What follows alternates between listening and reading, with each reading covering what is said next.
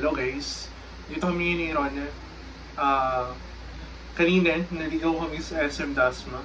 Sabi, yun yung classic na titingin lang. Tapos, Pero bibilin pala. bibilin pala. So, ayun na, siguro nakita nyo na rin sa mga stories, sa mga posts namin. Bali, yun nga, bumili kami ngayon ng basic na racing rig or driving rig. So, ito siya ngayon. Pakita namin sa inyo. Ang nakuha namin is itong Thrustmaster 300RS GT Edition. Pwede siya sa PlayStation. Usually, pang PlayStation talaga siya since license, ano siya, PlayStation product. Then, syempre, hindi kumpleto yung driving rig natin kung walang Shifter. Yan guys. So, parang feel natin yung pagiging manual transmission ng sasakyan natin, no? Para akala mo, racing talaga. So, ito siya. Okay guys, unbox na tayo.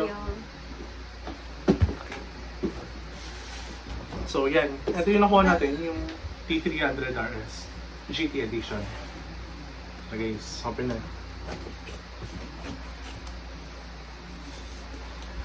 Binuksan to kanina sa mall, pero pinakita lang sa amin to, pero hindi pa talaga namin siya na lalagay out of the box. So ito, meron lang silang parang manual. O, manual nga siya, akala ko parang advertisement. Tabi na muna natin siya. So ito, right off the bat, meron tayong saksakan. 220 din yata to siya. I think advertised naman na 220 siya, pero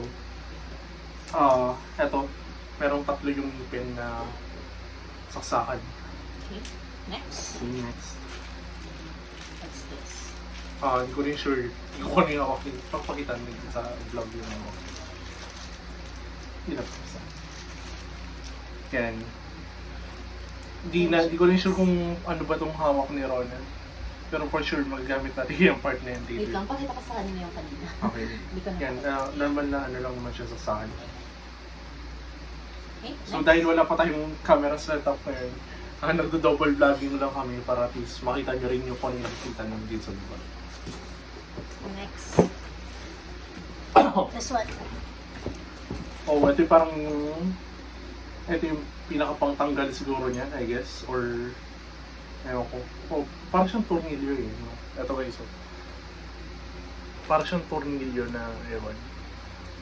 We'll see later kung para sa amin. Ito yung pinaka, Yan. naabangan nyo.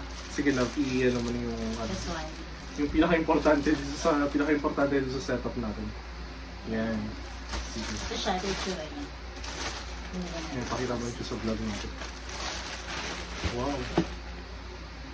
So, in comparison guys, no?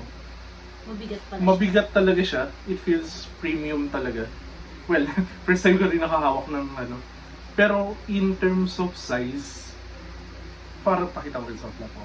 This one. In terms of size, medyo ano siya, medyo maliit siya. Compare sa normal na manibela ng kotse. Pero yung feel niya, parang mas mabigat pa nga sa manibela ng Mabigat siya. ng Fortuner, pero okay siya. It feels premium. Well, dapat na kasi alam niyo naman medyo pricey din tong Okay. Thrustmaster. Pero Next. yan. Yun. So dito sa baba, I expect ayun, nandito na yung mga pedals natin. So yun nga, guys, syempre parang driving rig to, kumpleto rin siya with gas pedals, brake pedal, of course. Since it's manual, meron din tayong clutch pedal. I guess ito yung mga accessory na kakabit dun sa manibela natin dito. Accessory. Yan guys. Okay. Sabi mo na Next. natin. Tapos ito lang pakikuha. Ito yung medyo mabigat yata natin. I think ito yung, yan yung parang module or system.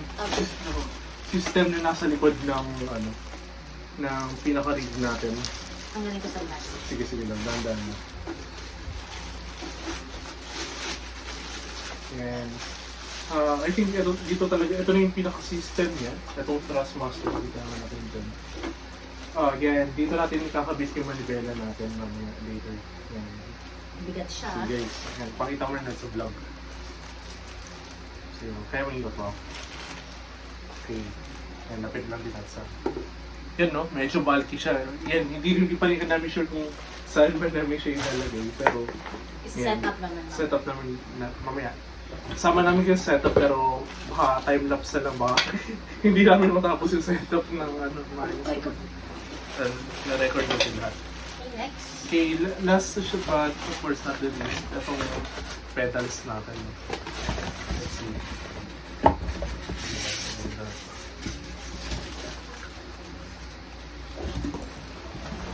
Yun, so along with the pedal, parang siyang merong flooring. Some kind of flooring. Anong metal to? Parang siyang plasticky na, hindi ko alam kung ano tawag dun sa ano na yun, pero medyo mabigat siya. And it feels sturdy. Parang kapag nilapag mo, I guess hindi to basta-basta gagalaw sa sakit. Yan, stig siya Look at guys. that. Oh. And mabigat, sorry, ikaw na tuloy nagbuhat. Pero yan yung pinaka item or product. Sige, try natin mamaya. So guys, I guess yun na naman muna. Sorry. Meron pa tayong isang box lab. Tama. Syempre, yan lang muna yung ano. Lagay ko muna.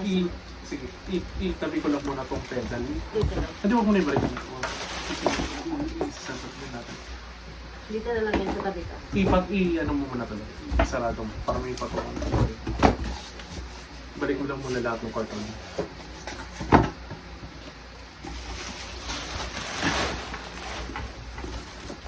Yan guys, so medyo mahirap talaga itong pareho di kami walang alam dito sa setup. Sabay-sabay nating kapain kung paano na ilalagay itong i-editing.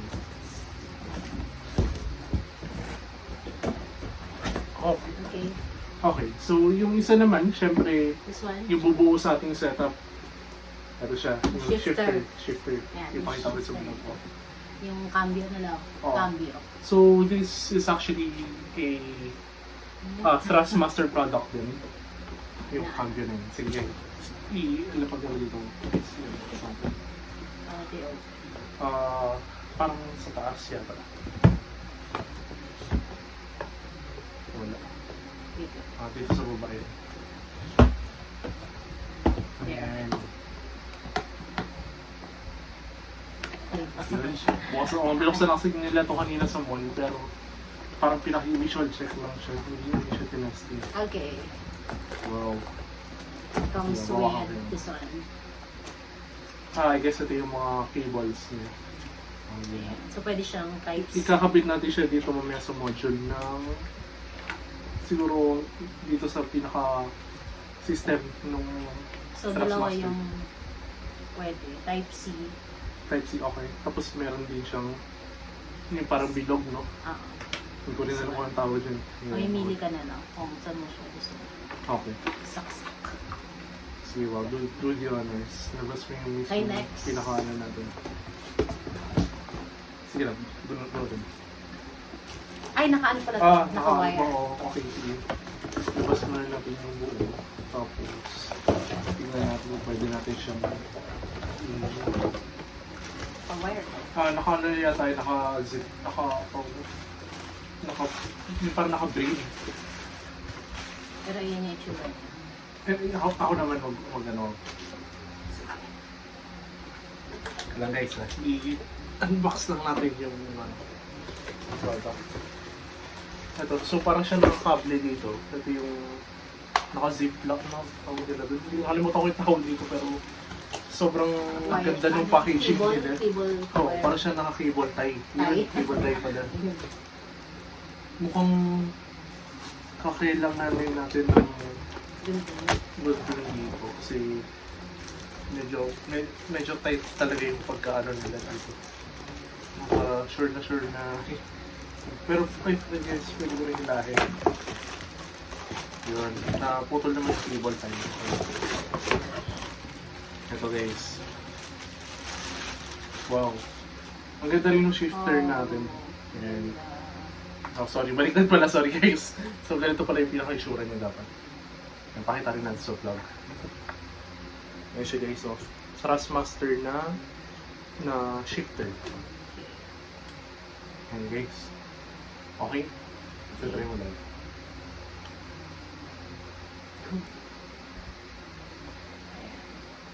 Yan. So mamaya may experience natin ito lahat.